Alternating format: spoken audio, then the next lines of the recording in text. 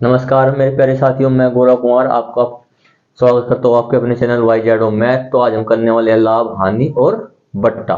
जो ये हमारे 30 दिन का हमने डोज बनाया है उसका यही एक पड़ाव है, जो चैप्टर नंबर 2 भी कह सकते थे, क्योंकि पहले हमने करवाया क्या करवाया है पाइप एंड टंकी एंड टाइम एंड वर्क। ठीक है भाई, जो टाइम एंड वर्क करवा रखा वही पाइप एंड टंकी का एक पार्ट था, इसलिए आज लाभ, हानि और बट्टा करवाओगे। तो देखिए पहले क्रय क्या होता है, विक्रय क्या होता है, क्योंकि प्रॉफिट एंड लॉस में क्रय उसमें लाभ है, हानि में तो क्रय विक्रय का सबसे बड़ा रोध है। तो क्रय होता है किसी ऑब्जेक्ट मतलब किसी वस्तु को ले आने में जो देय राशि होती है, मतलब कोई चीज है, हम ये बोर्ड लाए हैं तो जितने का ये बोर्ड आया है हमने खरीदा है तो क्या है, क्रय मूल्य। और जो हम इसे बेचेंगे, जिसने से बेचा तो उसके लिए क्या होगा, वो वह राशि विक्रय मूल्य। ठीक है, जैसे कि एक मान लो कोई चीज है 100 रुपए की, ठीक है, या ऑब्जेक्ट मान लो कोई 100 रुपए का है। इसका सेलिंग, इसका कॉस्ट प्राइस क्या है, सीपी। कॉस्ट प्राइस क्या है, मतलब क्रय मूल्य क्या है 100 रुपए, और सेलिंग प्राइस क्या है।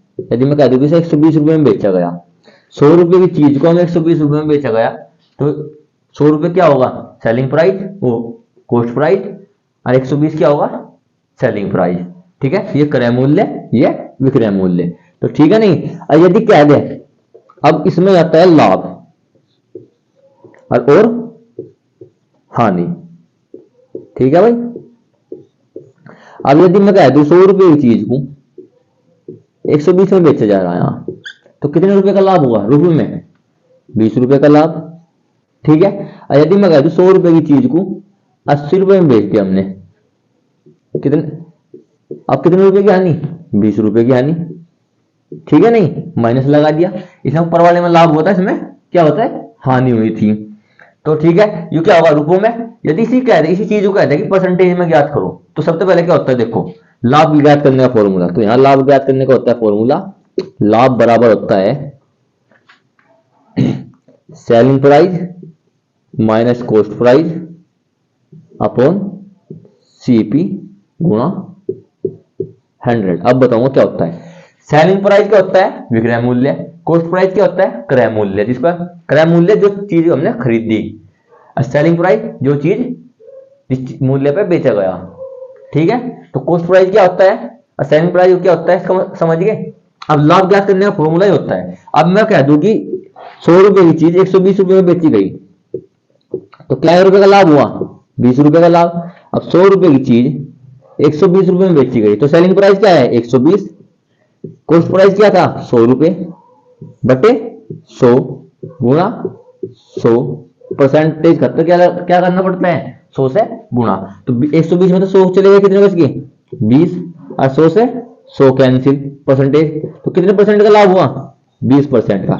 तो जो चीज भी गणना की जाती है, मैं उसे बेस क्या मान लेते हैं, बेस प्राइस क्या मानते हैं 100 रुपए, परसेंटेज में भी नहीं और रुपए में भी नहीं। यदि कह दे कोई चीज 120 रुपए में बेची गई, तो कितने परसेंट का लाभ हुआ 20% का। ठीक है नहीं। आप कहोगे कि कॉस्ट प्राइस तो दे ही नहीं रखा, तो कॉस्ट प्राइस यदि नहीं दे रखा तो उसे 100 रुपए मान लेगी। ठीक है, अब समझ में क्रय मूल्य और विक्रय मूल्य क्या होता है। और यदि हानि कह दे, तो यदि हानि कह दे कि हानि क्या है, अब हानि समझो। अब लाभ, लाभ को पता लग गया तो हानि समझो। अब यदि कह दूं मैं 100 रुपए की चीज 85 रुपए में बेची गई, तो कॉस्ट प्राइस क्या होगा, क्रय मूल्य क्या होगा उसका 100 रुपए, सेलिंग प्राइस क्या होगा मतलब विक्रय मूल्य क्या होगा 85 रुपए। हानि का फॉर्मूला क्या होता है लॉस का, हानि बराबर होता है सीपी माइनस एसपी बटे सीपी, ये फॉर्मूला होता है। यदि परसेंटेज में कह दे तो 100 से गुणा कर दो, यदि नहीं कहे तो छोड़ दो। ठीक है, अब सेलिंग प्राइस क्या है 85 रुपए, और कॉस्ट प्राइस क्या है 100 रुपए, तो 100 माइनस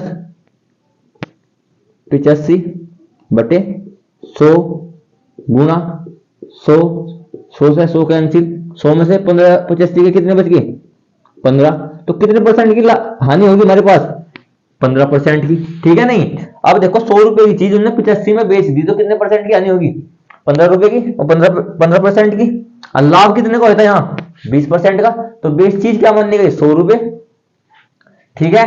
अब जो यदि यदि कुछ चीज ना दे रखी हो, मतलब कुछ चीज का मतलब है यदि क्रय मूल्य ना दे रखा हो, सबसे पहली चीज तो हम बेस प्राइस मान लेंगे 100 रुपए, उससे ही परसेंटेज की हम गणना करेंगे।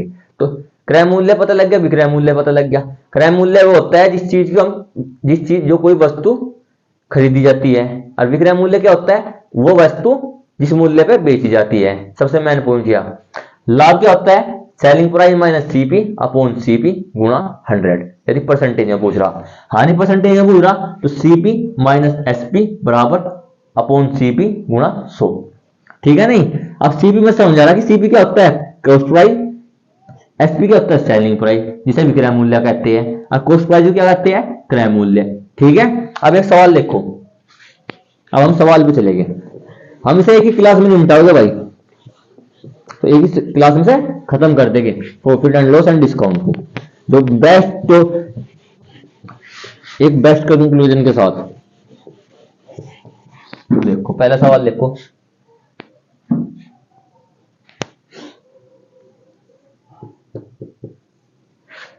630 रुपए की वस्तु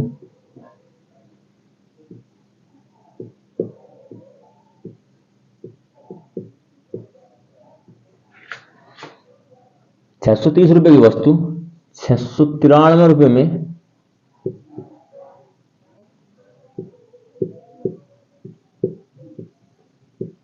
बेची गई, तो कितने प्रतिशत का लाभ हुआ। ठीक है, ये लैंग्वेज होगी सवाल की, सिंपली लैंग्वेज। ऐसे ही सवाल होगा यूपी पुलिस में भी और जीडी में भी, यदि इस तरह पूछा जाएगा। तो सब क्या करेंगे हम, अब क्या पूछ रहा, लाभ का परसेंटेज में पूछ रहा, तो लाभ परसेंटेज क्या होता है बताओ। लाभ परसेंटेज होता है लाभ selling price minus cost price upon CP, मतलब सीपी मतलब कॉस्ट प्राइस गुणा 100। अब समझ रहे सेलिंग प्राइस क्या है, यहाँ विक्रय मूल्य, कॉस्ट प्राइस क्या है, क्रय मूल्य, और कॉस्ट प्राइस सीपी क्या है, कॉस्ट क्रय मूल्य। ठीक है। अब सेलिंग प्राइस कितना है हमारा, 693 रुपए। कह रहा नहीं बेची गई, तो कितने में सेल करा, 693 में। लाए कितने में थे, 630 रुपए में। बेस क्या था हमारा, सीपी क्या था, 630। अब परसेंटेज बनाने खातिर हम क्या करते हैं, 100 से गुणा। ठीक है। अब 693 में, तो 693 से 630 चले गए, कितने बच गए, 63 रुपए बटे 630 बटे 100, कितने बार कैंसिल हो जाएगा, 10 बार। 10 का 100 कितने बार कैंसिल हो जाएगा, 10 बार। तो कितने परसेंट का लाभ हुआ हमें बताओ, 10% का क्या होगा, लाभ होगा। ठीक है भाई। तो इस तरह का ही सवाल पूछा जाएगा, और इस तरह का ही हम करनी होगी हमें, यदि लाभ परसेंटेज में पूछ रहा हो। सबसे पहला सवाल, सबसे पहला स्टेप क्या है हमारा, इस तरह का सवाल। ठीक है। अब यदि कह दे, यही थोड़ा सा हम बदलाव कर रहा हूं सवाल में। अब यदि इसी सवाल में पूछ ले हानि मतलब लॉस, इसी सवाल से मैं करके बता दूंगा आपको।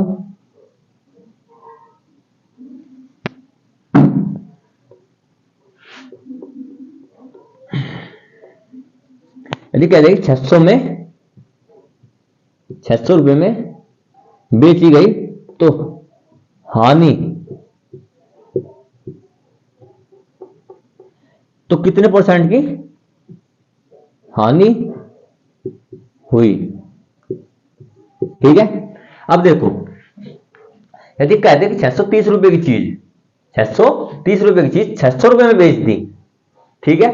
तो वो पूछ रहा कि हमें दिख रहा कि हाँ 630 रुपए की तो चीज हम लाई और 600 में बेच रहे, तो किसमें क्या हुआ, लॉस ही हुआ होगा या प्रॉफिट हुआ, तो लॉस होगा। तो कितने परसेंट का लॉस हुआ, तो ये पूछना चाह रहा। तो मैं हानि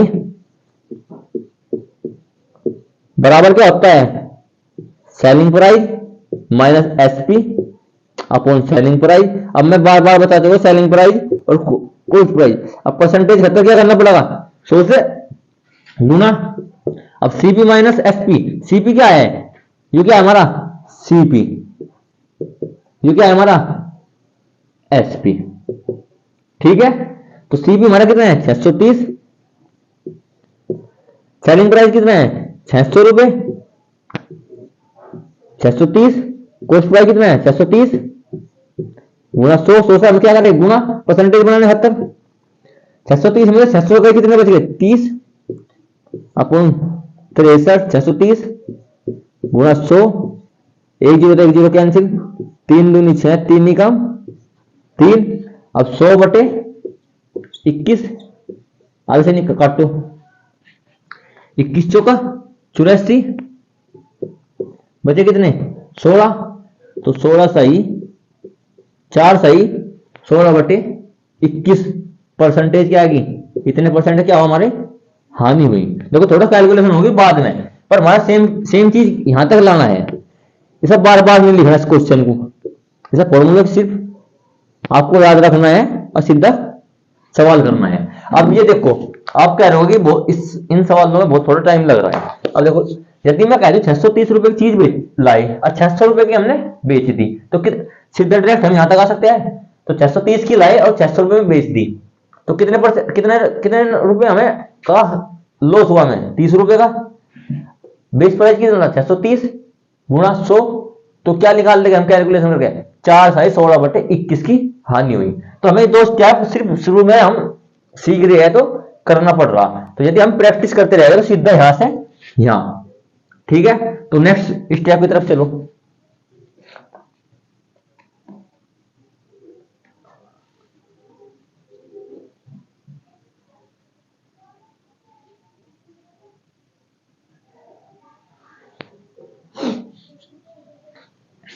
अब देखो थोड़ा नेक्स्ट स्टेप पे चले गए, तो सवाल क्या कह रहा, अब हानि और लाभ निकालना सिंपली हम सीख चुके हैं।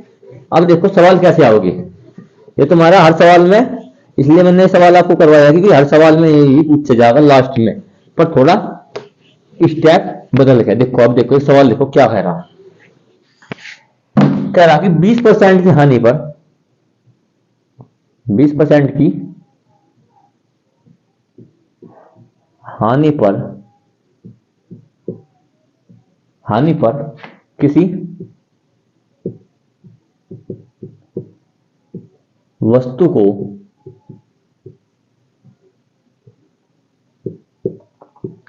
₹510 में बेचा गया है, तो क्रय मूल्य ज्ञात करें। अब तो मेरे क्रय मूल्य क्या पूछ रहा हूं, कॉस्ट प्राइस इंग्लिश वालों को, और हिंदी वाली जिस चीज को हम खरीद कर लाई, तो क्रय मूल्य पूछ रहा। क्योंकि यहाँ क्या दे रखा, किसी वस्तु को यदि 20% हानि पर बेचे गया, देखो यहाँ क्या दे दिया, परसेंटेज और क्या दिया रूपों में हमें एक रिलेशन दे दिया, और हमें इसका क्या ज्ञात करना पड़ेगा, क्रय मूल्य हमें ज्ञात करना हुआ, क्योंकि विक्रय मूल्य से दे रखा और क्रय मूल्य हमें ज्ञात करना। अब देखो मेरी बात सुनो, मैंने बताया था कि यदि कुछ भी चीज ना हो, हमें यहाँ पता नहीं क्या है, 20% किस तरह बेस मानना जाएगा 100%। अब कह रहा कि 100% की हानि पर, वो 20% की हानि पर, यदि 20% की हानि करे तो 100 में से घटाओ उसे, 100 में से घटाओ तो 80%।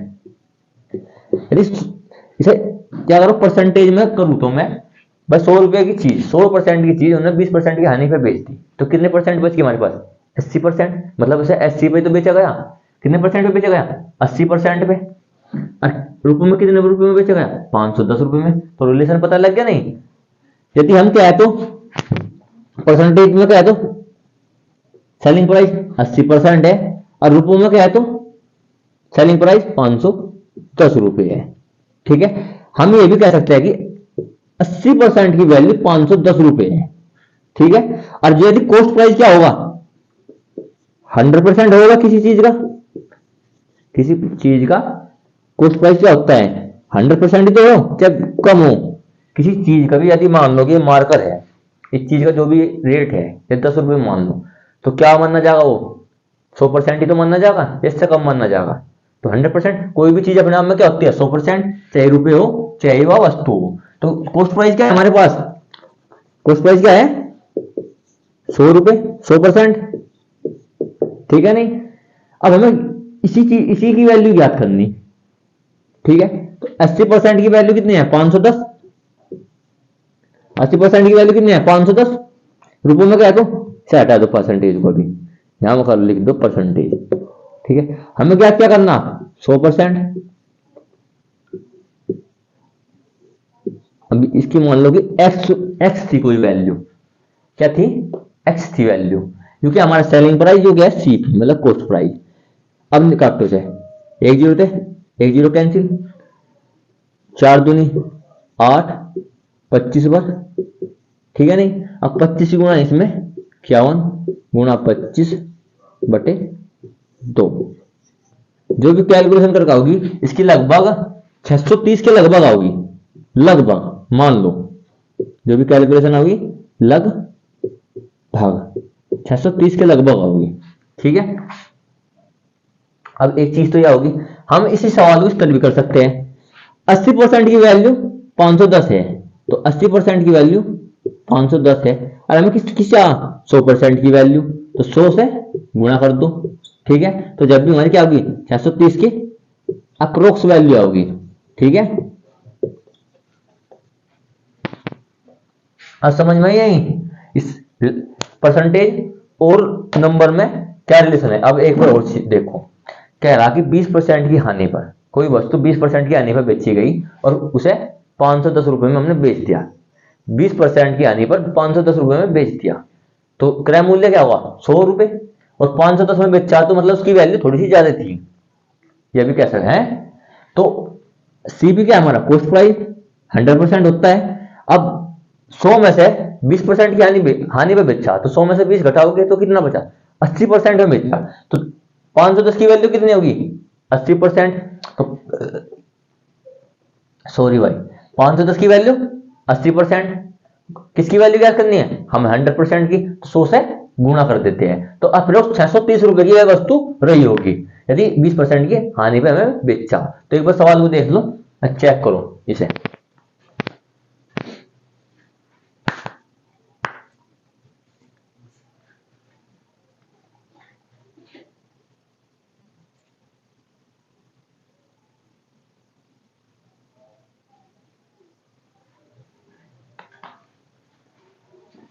अब इसी की तरह का देखो एक सवाल देखो, यदि मैं कह दूं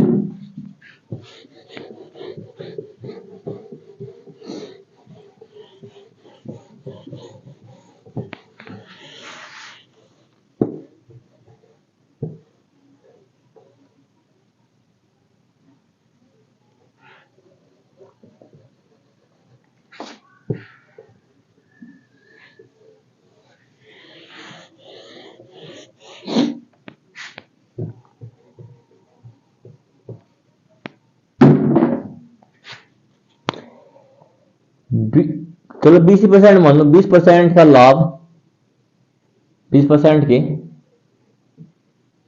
लाभ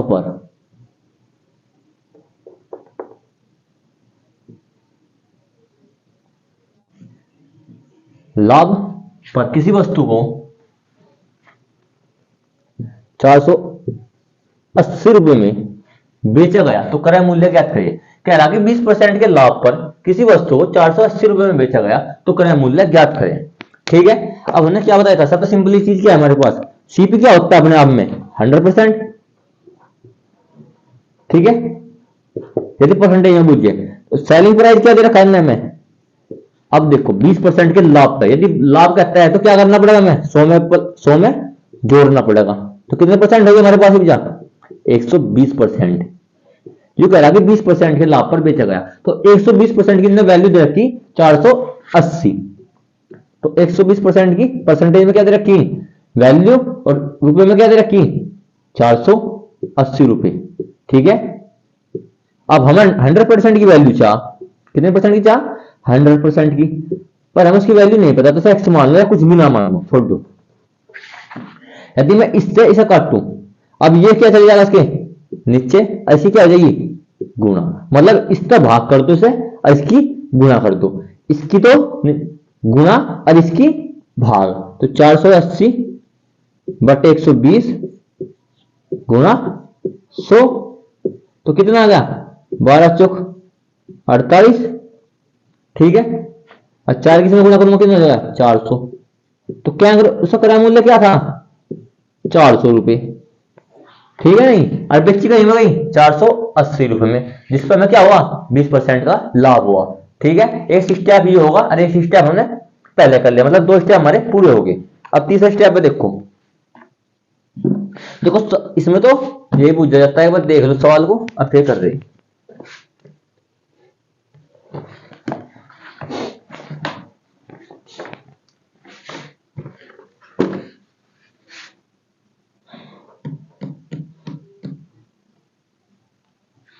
अब नेक्स्ट सवाल देखो, नेक्स्ट स्टेप, तो 2 स्टेप पूरे हो गए हमारे। तीसरा देखो,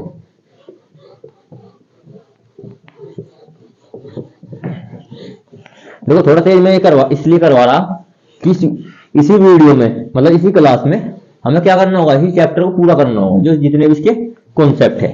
तो एक सवाल है देखो,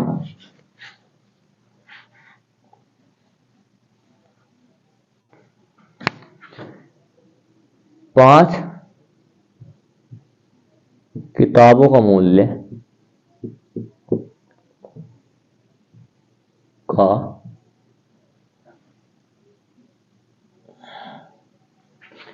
का क्रय मूल्य 4 किताबों के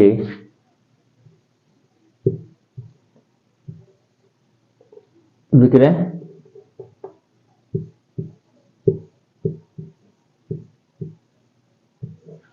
और सवाल भी ध्यान से देखना, मूल्य के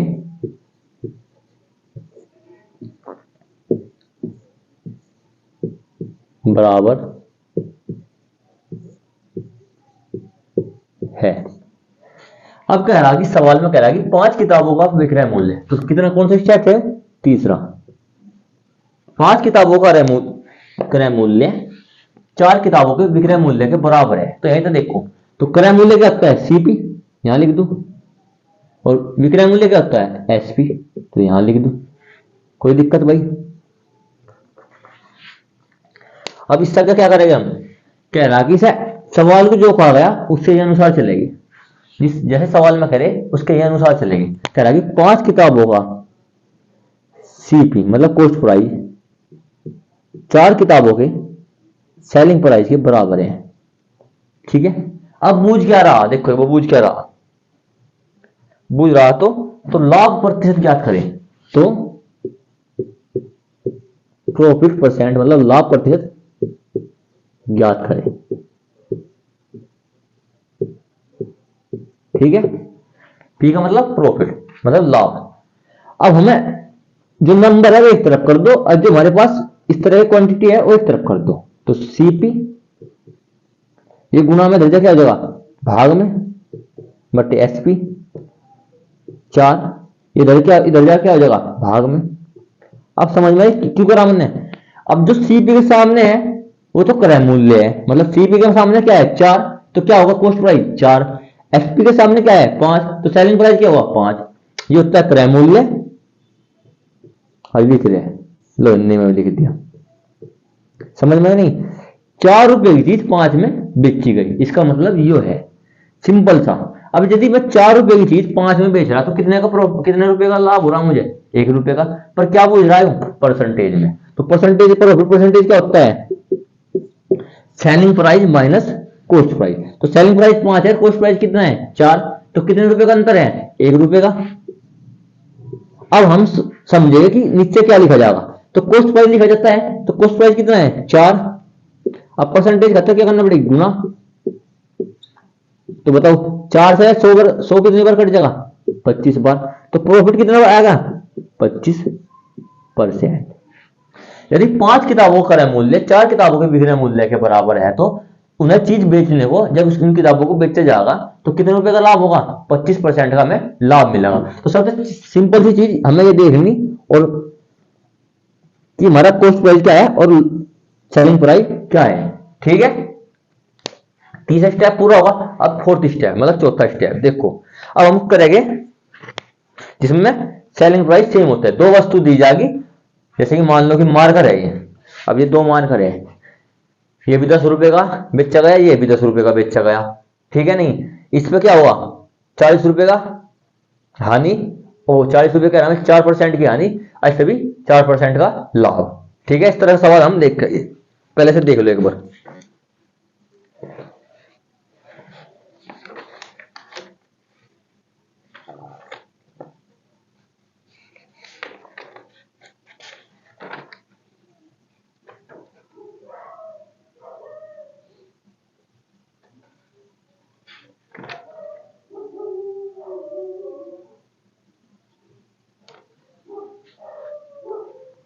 देख लो भाई, चलो भाई नेक्स्ट सवाल, नेक्स्ट स्टेप की तरफ और चलते हैं। तो नेक्स्ट स्टेप कौन सा है, फोर्थ स्टेप, जिसमें हमें दो वस्तु सेम प्राइस मतलब सेम सेलिंग प्राइस रहेगा जिन पे।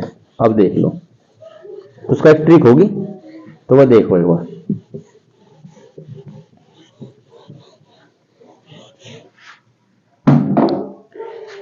देखो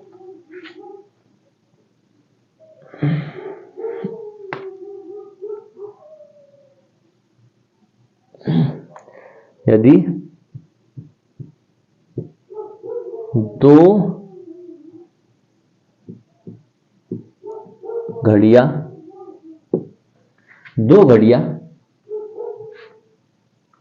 प्रत्येक को, दो घड़ियों में प्रत्येक को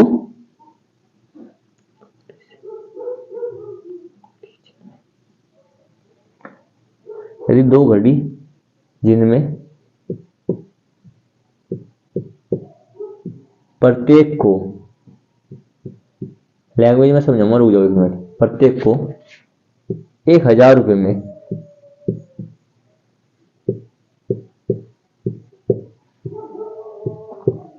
बेचा गया, प्रत्येक को 1000 रुपये में बेचा गया, और जिन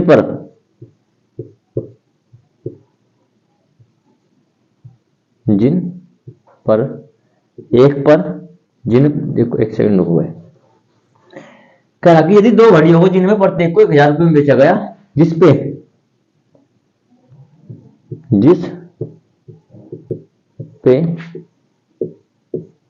एक पैसे लाभ होगा 4% का। एक सेकंड यार,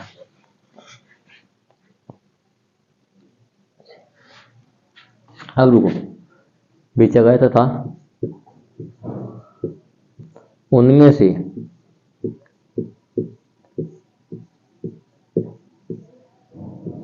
एक पर 4% का लाभ,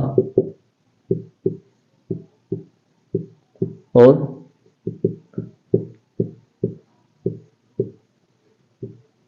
दूसरी पर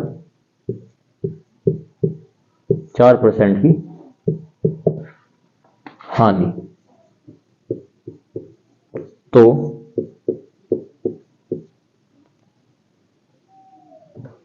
हानि होती है, तो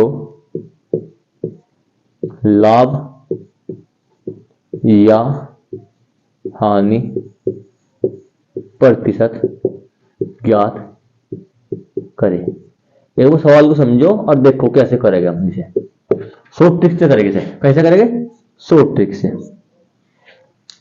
ठीक है। अब सबसे देखो क्या करना हमें,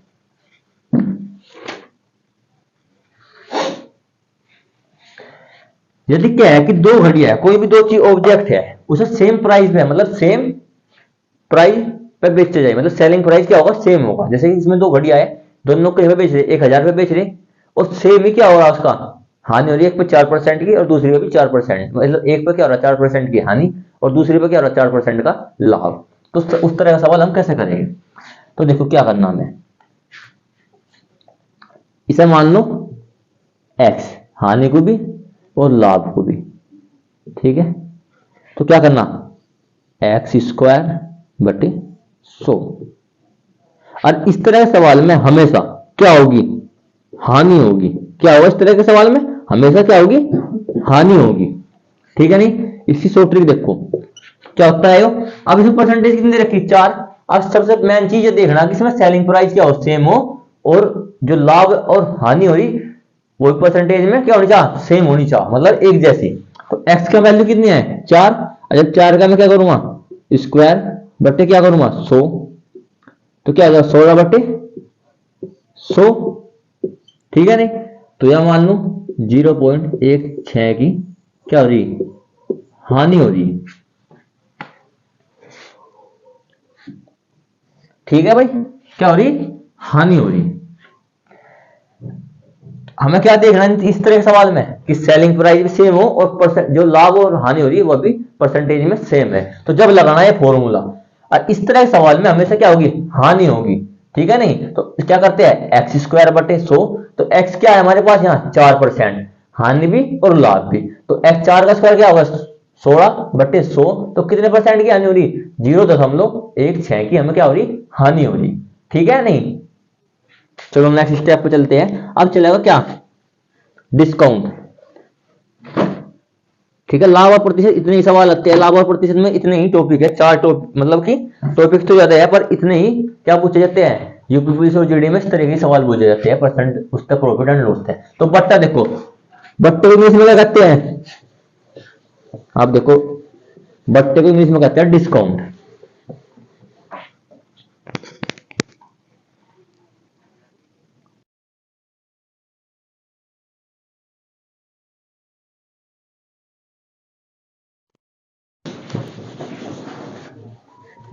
बट्टे को क्या कहते हैं इंग्लिश में? डिस्काउंट। अब देखो बट्टा क्या होता है? बट्टा, बट्टा को कहते हैं सिंपली भाषा में छूट।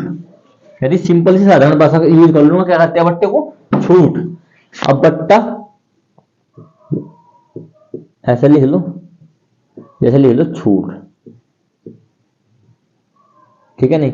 अब मैं कह दूं क्या भाई 10 रुपए का पेन है, 10 रुपए क्या है? मार्कर है।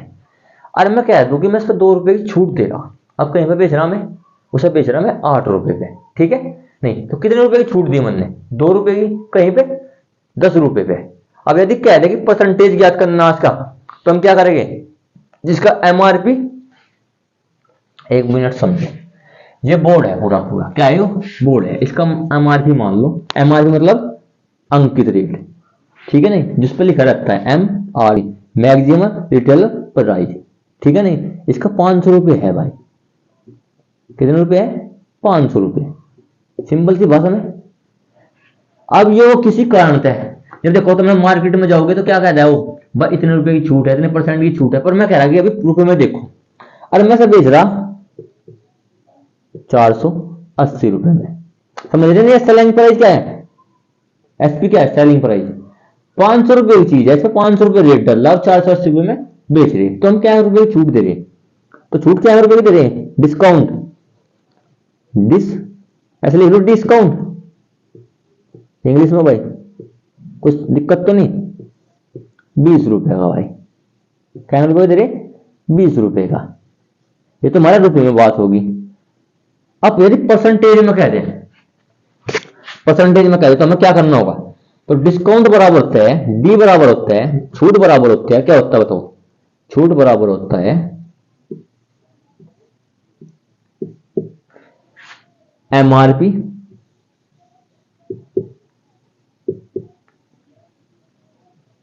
ठीक है, एमआरपी माइनस सेलिंग प्राइस गुणा 100।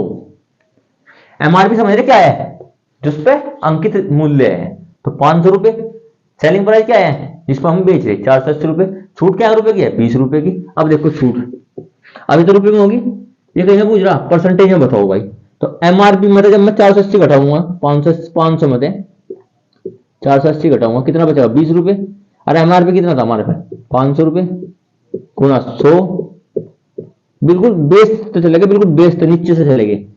फिर बाद में थोड़ा मैं फास्टली करवा दूंगा जिससे दिक्कत नहीं होने की। तो 500 में 480 चले, कितने बच गए? 20 बटे 500 गुणा 100। 2 जीरो तो 2 जीरो कैंसिल, 5 तक कितने बच्चे? 20 कैंसिल, 4 बार मतलब मैं से दे रहा 4% की छूट दे रहा, कितनी की दे रहा, 4% की छूट दे रहा 500 रुपये पे, ठीक है नहीं, परसेंटेज में मिले तो डिस्काउंट समझ में आएगी।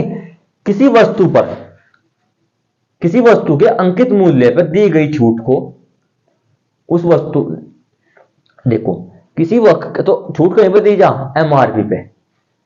अब मैं समझाऊंगा कि एक, जैसे लोग बाग जैसे मार्केट में जाओगे आप, उसमें कहते हैं कि 30-50 इंटू 50, देखो 50% टू 50% ऑफ, तो बाजे बाजे क्या सोच लेते हैं, 50 प्लस 50 क्या होते हैं, 100% छूट मिल रहा है, मतलब फ्री मिली। फ्री थोड़ी देता कोई भी चीज, मार्केट में कुछ चीज लेने जाओगे, कोई दुकानदार बैठा तो तुम्हें आपको फ्री चीज दे देगा, तो फ्री तो देने का नहीं, आपने कहीं देखा 50 इंटू 50% की छूट मिल रही है भाई। अब मैं इस बोर्ड को लेने गया, अब यहाँ उस दुकान पर लिख रहा 50% इंटू 50%, या टू लिख दो यहाँ, टू 50% की छूट।